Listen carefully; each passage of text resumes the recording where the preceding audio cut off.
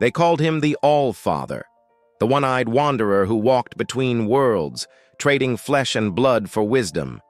But who was Odin, really? A god of war, poetry, and death? Or something far more mysterious? In the shadows of Norse myth, Odin isn't just the ruler of Asgard. He is its architect of knowledge, its weaver of fate. And the secrets he holds go far beyond the battlefield or the feasts of Valhalla. Tonight, we delve deep into the forgotten layers of his legend. The sacrifices, the hidden magic, and the chilling truths the Vikings whispered about the god they both feared and adored. Odin's story begins not with power, but with pain. Long before he sat upon the throne of the gods, Odin hung himself upon the world tree, Yggdrasil, pierced by his own spear, without food or drink, for 9 days and 9 nights. This was no act of despair. It was a ritual of transformation. In his agony, he glimpsed the secrets of the runes, the ancient symbols of creation itself. To the Norse, this act defined Odin not as a god of comfort, but of relentless pursuit, one willing to endure death to uncover truth. They said he plucked out his own eye at Mimir's well, the well of wisdom, in exchange for a single sip. The eye he lost was not a weakness, but a pledge. He saw the world not as mortals do, but through the veil of fate and time. What he gained was vision beyond sight, the power to peer into the threads of destiny itself. Yet for all his wisdom, Odin was never satisfied. His hunger for knowledge became a curse.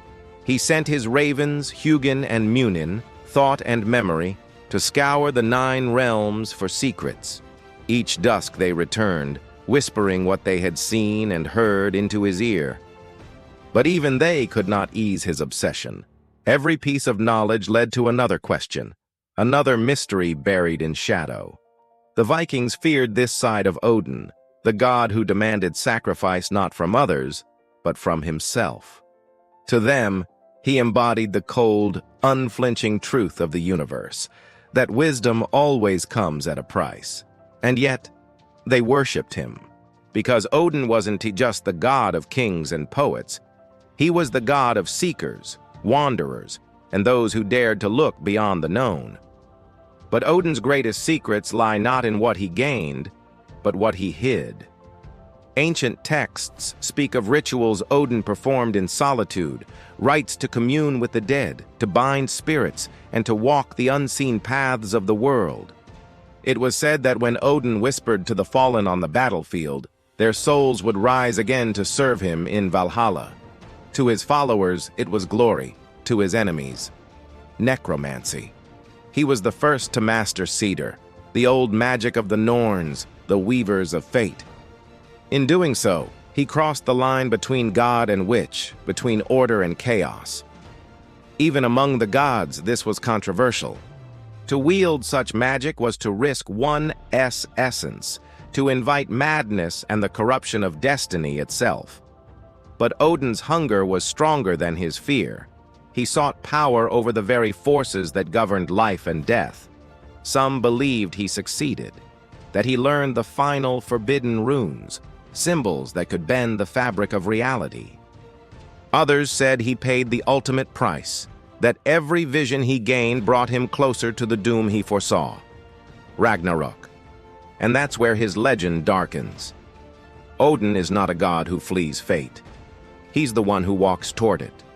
He knows the end is coming, the day when Fenrir will break free, when the world's serpent will rise, and when fire and frost will consume creation. And yet, he prepares for it, as if to meet his own prophecy head-on. He gathers the Einherjar, the fallen warriors of Valhalla, not for celebration, but for the final war. He knows he cannot escape his fate, but he can shape how it unfolds. This is the essence of Odin's secret, control in the face of the inevitable. To the Norse, it wasn't about defying destiny. It was about facing it with eyes open, even if one of those eyes had been sacrificed long ago.